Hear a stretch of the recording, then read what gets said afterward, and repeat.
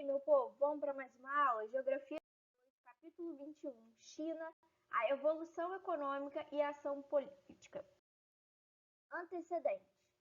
Para a gente compreender como a China se tornou uma grande economia mundial no início do século 21, devemos entender a evolução política e econômica a partir da Revolução Chinesa, ocorrida em 1949.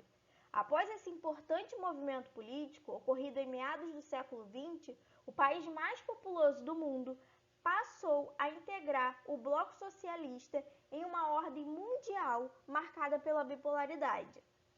No entanto, é importante frisar que o alinhamento com a União Soviética durou pouco tempo e depois da ruptura entre os dois gigantes socialistas, a China buscou caminhos próprios nesse campo ideológico, os quais envolveram experiências como o Grande Salto para Frente, uma tentativa de expansão econômica baseada na coletivização do campo na industrialização no final dos anos de 1950.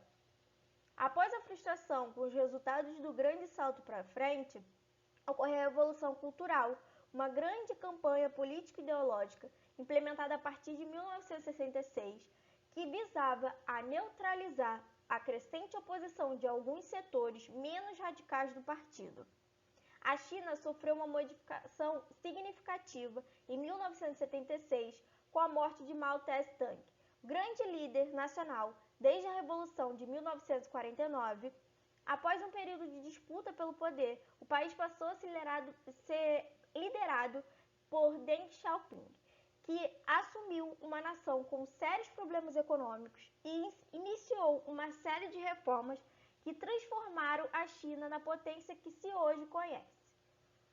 A política de modernização de Xiaoping objetivava ampliar as trocas comerciais, adquirir modernas tecnologias e elevar o nível de consumo da população.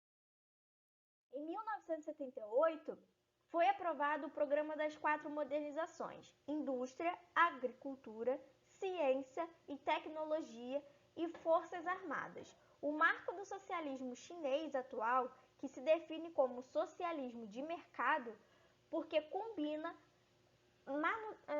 manutenção do centralismo político característico do socialismo soviético, o socialismo real, com práticas econômicas semelhantes às do capitalismo. As reformas começaram a permissão para que determinadas empresas transnacionais se instalassem no país, em associação de capital com o governo chinês e com a criação das zonas econômicas especiais ao longo da costa para facilitar as exportações. Aí temos o mapa das zonas econômicas especiais. A economia chinesa.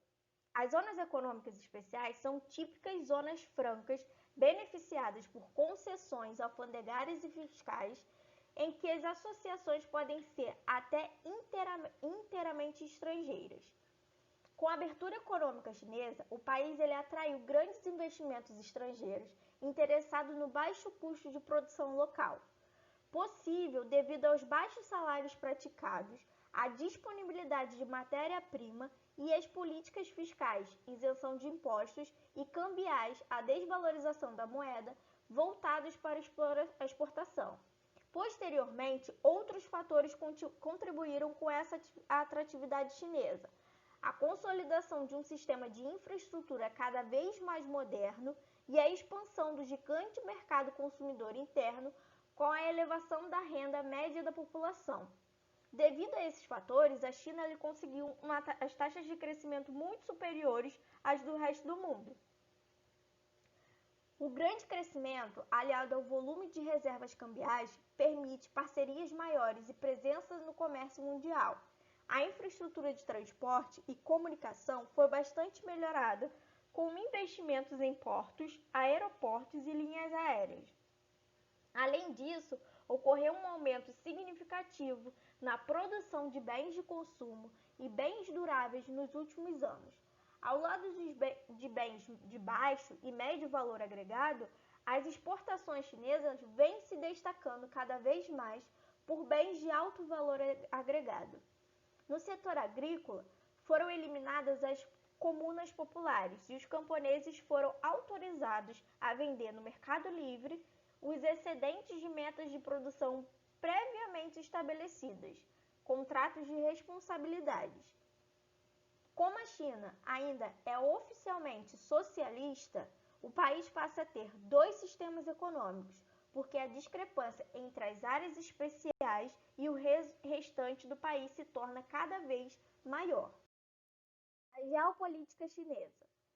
A coexistência de dois sistemas econômicos ficou evidente em 1997 e 1999, quando Hong Kong e Macau, até então dominadas respectivamente pela Inglaterra e Portugal, voltaram ao controle chinês.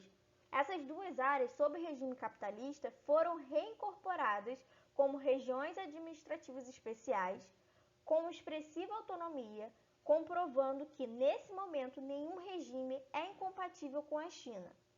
O aumento da força geopolítica do país e a reincorporação de Hong Kong e Macau aumentaram a pressão sobre Taiwan, que não tem sua independência reconhecida, sendo considerada pela China como uma província rebelde.